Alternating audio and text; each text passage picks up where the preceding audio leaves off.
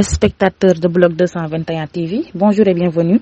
C'est l'heure de la revue de l'actualité. La coopération du Sénégal avec le Ghana, un pays que le président Bassirou Diomaye Diakhar Faye visite vendredi, va s'orienter vers le partage d'expériences réussies dans le domaine de l'exploitation de ressources pétrolières et gazières, a souligné le bureau d'information gouvernementale, assure qu'avec le Ghana, le Sénégal entretient des relations bilatérales solides, en évoquant par exemple la présence remarquée de Nana Akufo-Addo le 2 avril dernier à la cérémonie d'investiture du chef de l'État sénégalais. D'après des données avancées par le BIG, le Ghana demeure un partenaire commercial important pour le Sénégal. Ses exportations vers le Sénégal sont évaluées à 43,6 milliards de francs CFA, soit 9% en 2022, ce qui en fait l'un des principaux fournisseurs du pays dans la zone CEDEAO, derrière le Nigeria et la Côte d'Ivoire, fait valoir la même source. Il signale que ces pays détiennent 92,8% des importations du Sénégal venant des pays de la CEDEAO. Inversement, les exportations du Sénégal vers le Ghana sont estimées à 21,2 milliards de francs CFA en 2022 contre 14 milliards de francs CFA en 2021, rappelle le BIG. Se dirige-t-on vers une souveraineté alimentaire? En tout cas, le Sénégal peut réduire ou annihiler les importations de riz en investissement dans sa production, les mêmes sommes dépensées pour l'acheter à l'extérieur. C'est la déclaration faite ce jeudi par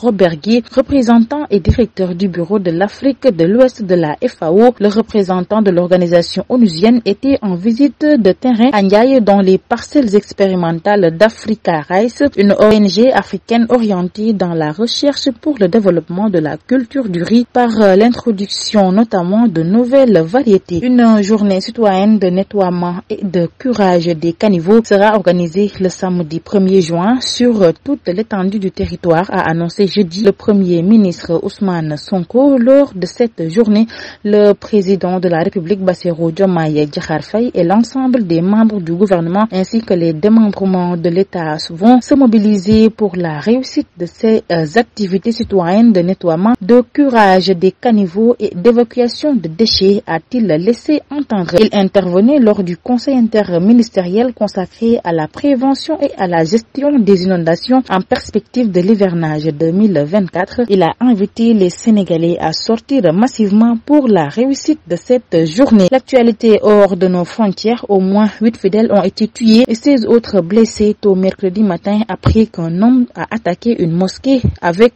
un explosif de fabrication locale dans l'état de Kano, dans le nord du Nigeria, ce qui a provoqué un début d'incendie, a déclaré la police. Le suspect, un habitant de 38 ans, a avoué avoir attaqué la mosquée dans le village isolé de Ganda à Kano par pure hostilité à la suite d'un désaccord familial prolongé, a déclaré Abdullah Haruna, porte-parole de la police, dans un communiqué publié ce mercredi. Des images diffusées par la chaîne de télévision locale montrent des murs calcinés et des meubles brûlés dans la mosquée, principal lieu de culte du village de Gadan dans l'état de Kano, dominé par les musulmans. Les médias locaux ont également rapporté que les fidèles étaient enfermés à l'intérieur de la mosquée, ce qui rendait leur fuite difficile. L'armée israélienne a annoncé ce jeudi que 2 Thaïlandais employés agricoles du kibbutz attaqués par le Hamas le 7 octobre dernier étaient morts durant l'attaque des combattants palestiniens et que leurs corps avaient été emmenés dans la bande de Gaza. Le président de l'autorité palestinienne Mahmoud Abbas a accusé jeudi le mouvement islamiste palestinien Hamas d'avoir fourni de bonnes raisons à Israël pour attaquer la bande de Gaza en proie à une guerre meurtrière depuis plus de 7 mois. L'opération militaire menée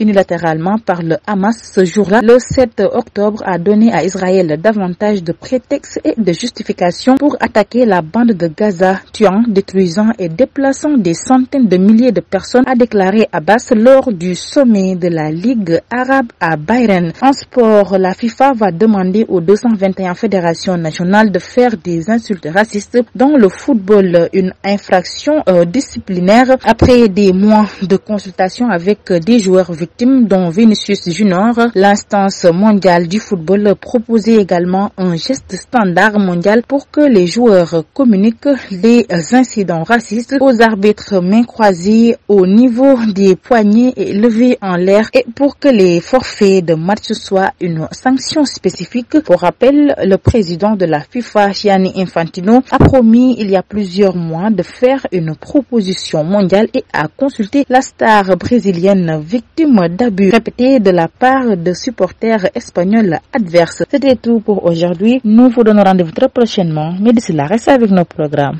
Bloc 221 TV.